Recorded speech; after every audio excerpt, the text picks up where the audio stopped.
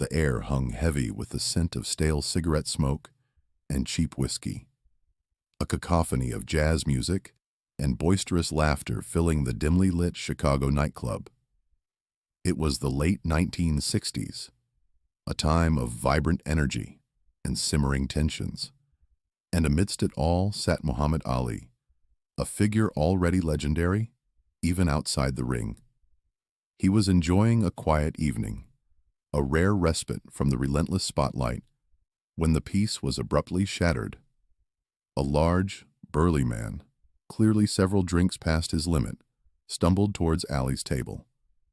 With a clumsy, aggressive motion, he shoved a glass onto the polished surface, sending a splash of amber liquid across the pristine white tablecloth and dangerously close to Ali's tailored suit. The man's face, flushed and contorted with a drunken sneer, glared down at the champion. He leaned in close, his breath reeking of alcohol, his voice a slurred growl that nonetheless cut through the surrounding din, loud enough for nearby tables to fall silent and turn their attention. "You think you're hot stuff, huh, champ? I've seen bigger men than you get put in their place." He puffed out his chest, attempting to project an image of formidable toughness. His eyes narrowed in a challenge he clearly believed Ali would meet with similar aggression. It was a blatant attempt at intimidation, a clumsy display of primal dominance meant to provoke a reaction.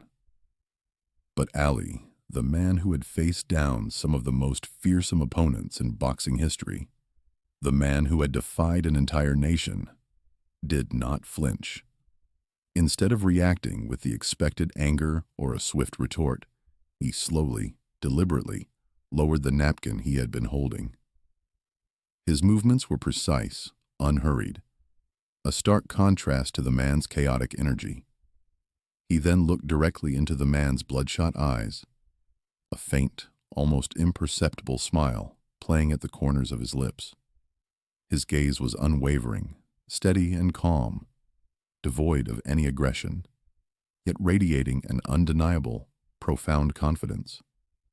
He didn't utter a single word, choosing instead to hold the stare, allowing the silence to stretch, thick and heavy, between them. The burly man's bluster, so potent just moments before, began to falter.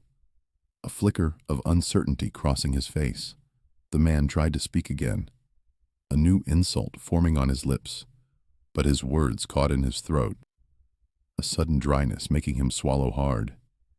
He glanced around, his gaze darting nervously from face to face, and only then did the full weight of the situation settle upon him. The entire room had fallen silent. Every eye was fixed on their table, on him, on Ali.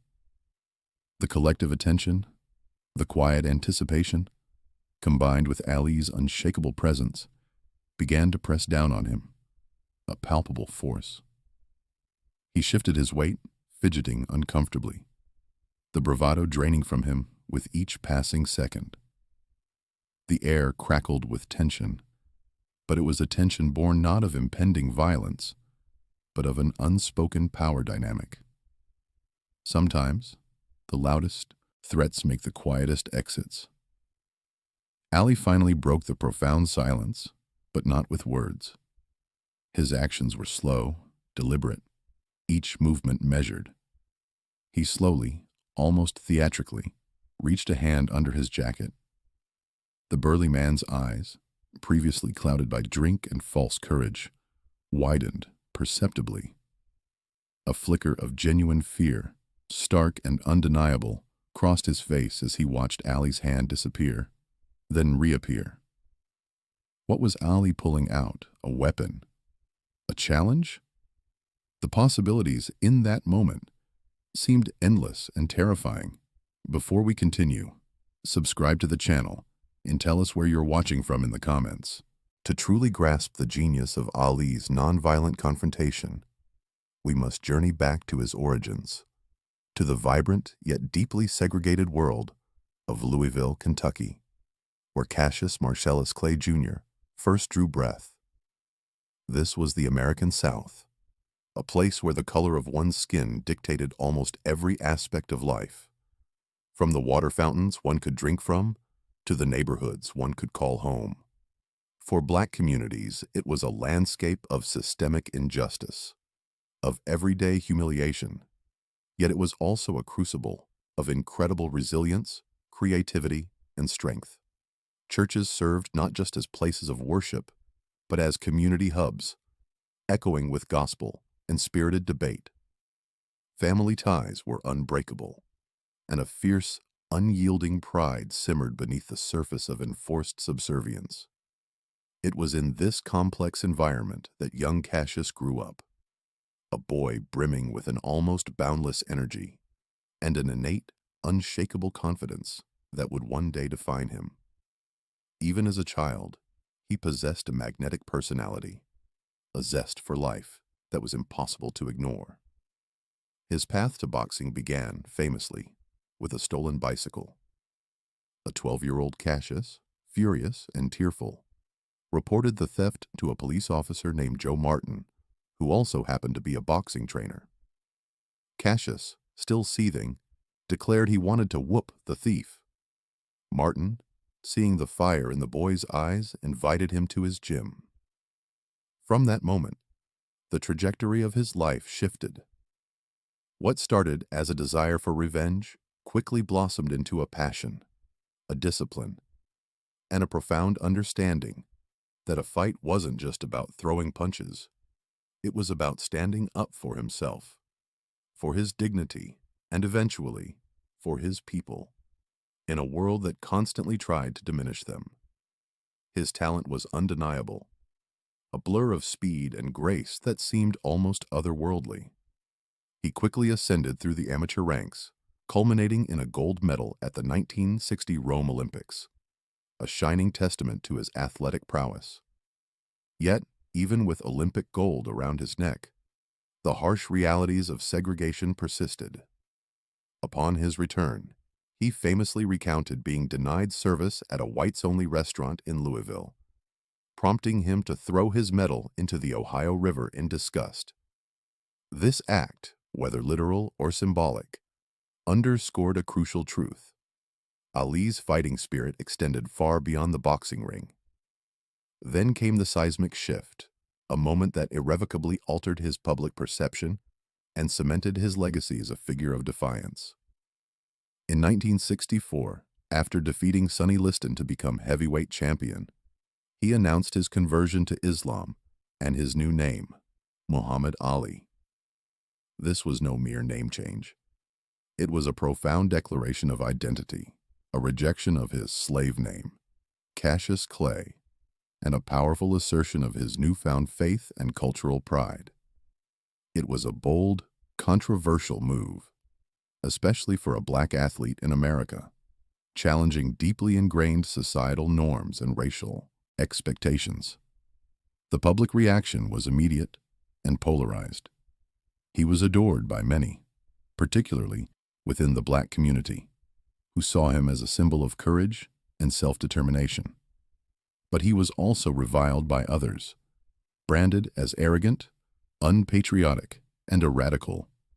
The media scrutiny intensified, and he found himself constantly under a microscope, every word, every action, dissected and judged. This background, this relentless pressure and constant need to defend his identity and beliefs, profoundly shaped Ali. It taught him that he was always fighting, even outside the ring, and often without throwing a punch. It instilled in him a unique way of engaging with the world, a method of combat that relied as much on wit, intelligence, and unwavering self-belief as it did on physical strength. The small signs of tension were ever present, the constant demands to conform, the expectation to be a good Negro who knew his place. But Ali resisted, always. He refused to be anything but himself, a refusal that would define his greatest battles. The raw truth was, the nightclub incident, while dramatic, was merely a microcosm of the larger, more profound battles Ali had been fighting for years. battles that dwarfed any boxing match in their moral and societal implications. These were the fights outside the ring, the ones that truly tested his resolve, stripped him of titles, and threatened his very freedom. Yet he faced them with an unwavering spirit, often without throwing a single physical punch. The most significant of these confrontations, one that would echo through history, began in 1967. Ali, now the reigning heavyweight champion of the world, was called to be drafted into the United States Army to serve in the Vietnam War. His response was immediate and resolute. "I ain't got no quarrel with them Viet Cong." Citing his religious beliefs as a conscientious objector, he famously declared, "No, I am not going 10,000 miles from home to help murder and burn another poor nation simply to continue the domination of white slave masters of the darker people the world over." This refusal, rooted in his faith and burgeoning political consciousness, ignited a firestorm of immense public backlash. He was vilified, branded a coward, a traitor, and unpatriotic by mainstream America and the government. The consequences were swift and brutal. Within days, he was stripped of his boxing titles. His license to fight was revoked in every state, and he faced a 5-year prison sentence and a $10,000 fine for draft evasion. For a man at the peak of his athletic powers, this was nothing short of professional annihilation. The narrator highlights the profound humiliation he faced, not just from the courts and boxing authorities, but from a society that had once cheered his every victory. He lost years of his prime boxing career, years that would have cemented his financial future and further burnished his legend. Millions of dollars in potential earnings vanished. This wasn't a physical fight in the traditional sense, but a colossal battle of wills against an entire system, an establishment determined to break him. Yet Ali stood firm, his principles unyielding. The media, always a fickle beast, turned on him with a vengeance. Reporters, who had once fawned over his charisma, now sought to portray him as arrogant, ungrateful, and a dangerous radical, especially after his conversion to Islam and his defiant stance on the war. Interviews became less about his boxing prowess and more about attempts to bait him, to trip him up, to expose him as something less than a champion. But Ali, with his sharp wit and innate intelligence, often turned the tables on them. He would use his poetic flair and confident demeanor to articulate his positions, exposing the hypocrisy of his questioners and challenging their narrow perspectives. He was constantly battling perceptions, fighting against the stereotypes and prejudices hurled his way, proving that words, when wielded with purpose, could be as powerful as any punch. The years that followed were a grueling period of legal battles, a long, drawn-out fight to get his boxing license reinstated. Stripped of his ability to earn a living in the sport he dominated, Ali spent these years giving lectures at colleges, appearing on television shows, and speaking to communities, articulating his reasons for refusing the draft, advocating for civil rights, and championing his faith. The narrator emphasizes the immense emotional toll this period took, the constant uncertainty of his future, the quiet dignity with which Ali handled the relentless pressure. He never stopped believing in his cause, in his right to freedom of conscience. He wasn't throwing punches in these courtrooms and lecture halls, but he was fighting for his livelihood, for his freedom, and for the very principles he believed in. These cumulative events, the draft refusal, the stripping of his titles, the media onslaught, the legal struggles, were not isolated incidents. They were a continuous, grinding assault on his integrity and existence. They demonstrated that the nightclub incident was not an anomaly, but rather another instance in a long line of challenges to his person. Ali had been dealing with intimidation, disrespect, and profound challenges to his integrity for years. And through it all, he had developed a unique, almost unspoken way of fighting back without resorting to violence. He had learned to win without throwing a punch, a skill that would prove invaluable both in and out of the ring.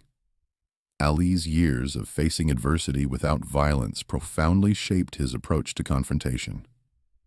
He realized early on that true power wasn't always about physical strength or the ability to inflict pain. It was about something far more subtle, yet infinitely more potent: confidence, an unshakable presence, and the strategic brilliance to outsmart your opponent, often before a single blow was ever exchanged. This understanding became the bedrock of his unique philosophy, a philosophy he applied equally to the boxing ring and the chaotic dance floors of nightclubs. His legendary trash talk in the ring, often dismissed as mere bravado, was in fact a meticulously crafted part of this strategy. It was mental warfare, designed not just to entertain, but to psychologically disarm and intimidate opponents before the first bell even rang. By declaring rounds, by predicting knockouts, by rhyming insults, Ali wasn't just boasting. He was planting seeds of doubt, forcing his adversaries to fight him in their minds long before they met him physically. He controlled the narrative, not just of the fight, but of himself, shaping public perception and building the myth of the greatest. He understood that words, when wielded with precision and charisma, could be as devastating as any punch. Ali learned to control narratives, not just through his pre-fight poetry, but through his public persona. His speeches, his quick wit, his captivating interviews. These were not just spontaneous outbursts of personality. They were part of a larger conscious strategy to build his image, to solidify his brand, and to ensure that he was always perceived as being one step ahead, intellectually as well as physically. His public speeches and the poetry he often recited were not just entertainment. They were potent forms of strategic messaging, reinforcing his image as the greatest, a man who was not only supremely skilled, but supremely intelligent and self-aware. His calm demeanor in the face of aggression, such as the incident in the nightclub, was not a fluke or a momentary lapse in his fiery temperament. It was a practiced response, honed through years of dealing with disrespect, prejudice, and outright hostility. It was a calculated way to show dominance without resorting to violence, to make the aggressor feel foolish, outmatched, and ultimately powerless. He inherently understood that by not reacting with anger or matching the aggressor's aggression, he effectively stripped them of their power. He refused to give them the fight they expected, the physical confrontation that would have validated their aggressive stance. Instead, he forced them to confront their own actions, their own boorishness, and the inevitable judgment of the public eye. This was a profound contrast to what everyone expected from a world champion boxer. People anticipated a physical response, a powerful display of force. But Ali, time and again, chose a different, more powerful path. He maintained an outward appearance of calm, an almost serene confidence that belied the inner workings of a strategic mind. Inside, he was always calculating, always strategizing, always seeking to win on his own terms, not just in the ring, but in every interaction. He knew that the true victory wasn't always about landing a punch.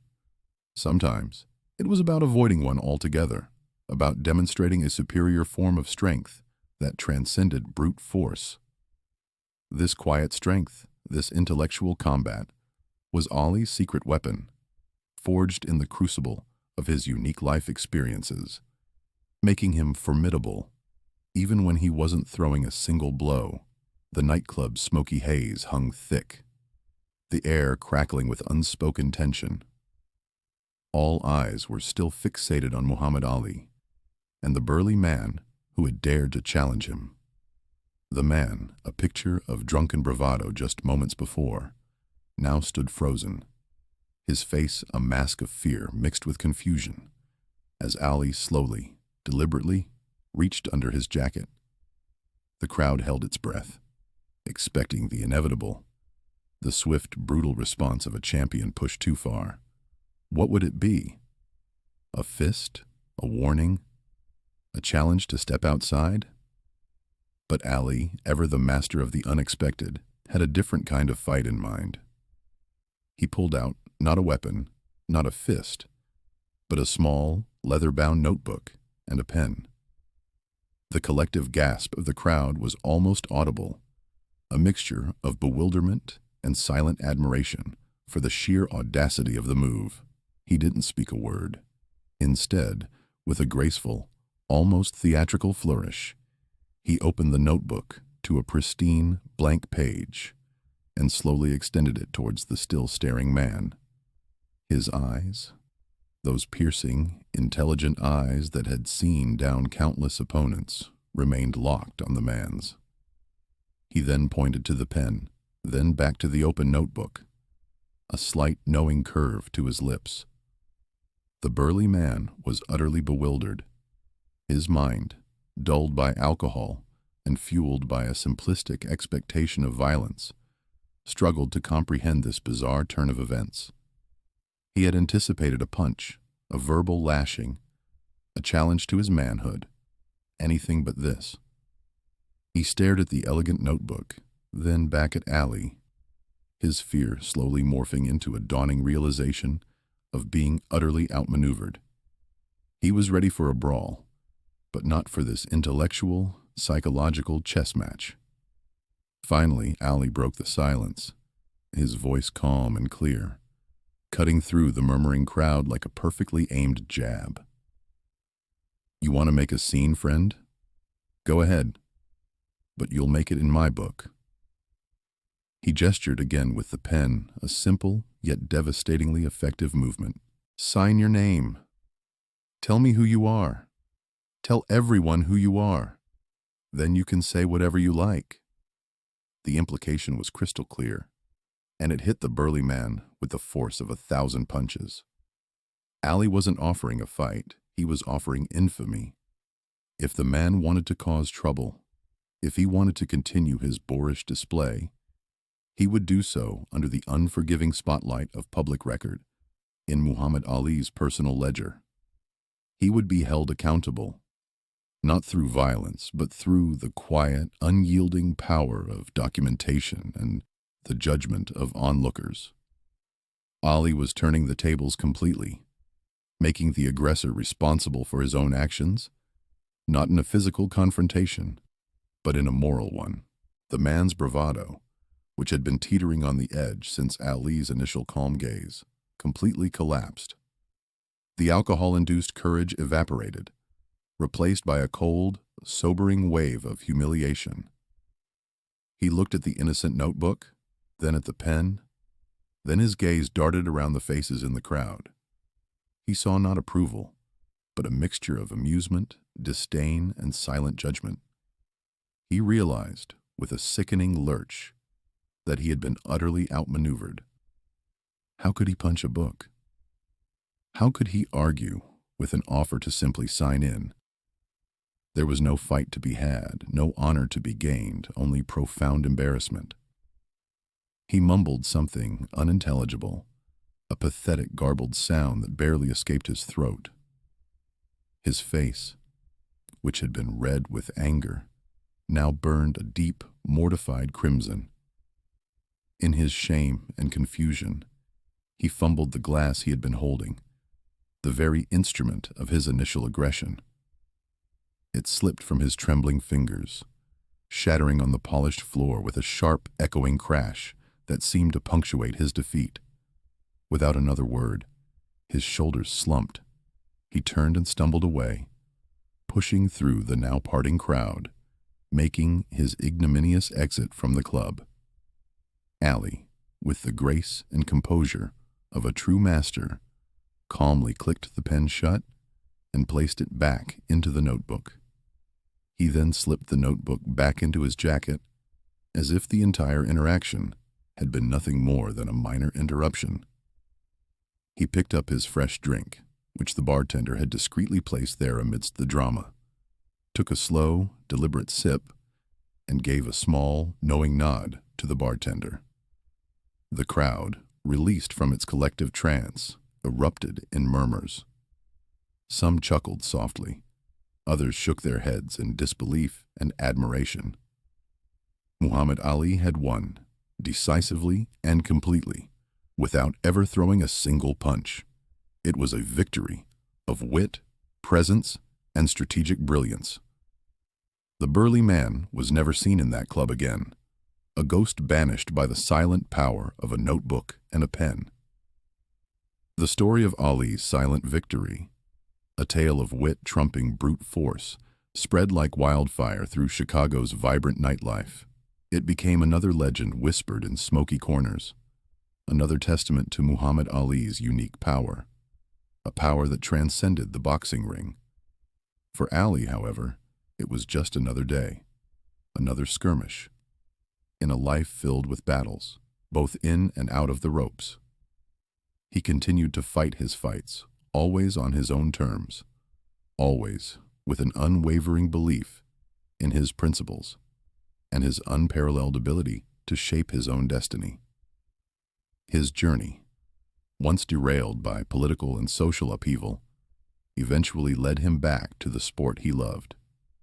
He reclaimed his boxing license, and with a series of epic, unforgettable bouts, he reclaimed his world titles, solidifying his status not just as a champion, but as a global icon.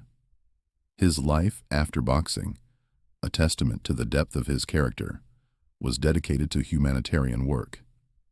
He traveled the world, a tireless advocate for justice, peace, and understanding, continuing to use his powerful voice not for self-promotion, but for the betterment of humanity. He proved, time and again, that his greatest strength was always his mind and his indomitable spirit, not merely the formidable power of his fists. This seemingly small incident in a Chicago nightclub, though perhaps overshadowed by his legendary boxing career and his courageous stand against the Vietnam War, offers a profound reflection on the nature of true power. It wasn't about the violence the man sought to provoke. It was about the commanding presence Ali exuded, the quiet dignity with which he carried himself, and his unparalleled ability to outsmart an aggressor. Ali understood, with a wisdom that extended far beyond the confines of a boxing ring, that true power isn't measured by how hard you can hit, but by how you carry yourself under pressure, how you choose your battles, and how you articulate your strength without resorting to physical force. Sometimes, the most powerful fight is the one where you don't throw a punch at all. It's a lesson in standing your ground with intelligence, with an unwavering confidence that disarms and defeats without ever needing to raise a hand. It's about leveraging the power of perception, the weight of public opinion, and the subtle art of turning an opponent's aggression against themselves. Ali didn't just avoid a fight that night. He redefined what it meant to win. He showed that true victory often lies in disrupting expectations, in choosing an unconventional path that leaves the aggressor bewildered and defeated, not by physical harm, but by intellectual superiority and moral authority. This was the essence of Muhammad Ali, a man who, throughout his life, faced down bullies, systems, and entire governments with an unyielding spirit and a strategic mind. He taught us that the greatest champions don't just win fights, they define them. They don't just overcome obstacles, they transform them into opportunities to demonstrate a higher form of strength. And sometimes, the loudest mouth, the most aggressive stance, can be silenced most effectively by the quietest strength, by a calm demeanor, and by the unexpected power of a notebook and a pen. That, my friends, is the true meaning of the greatest.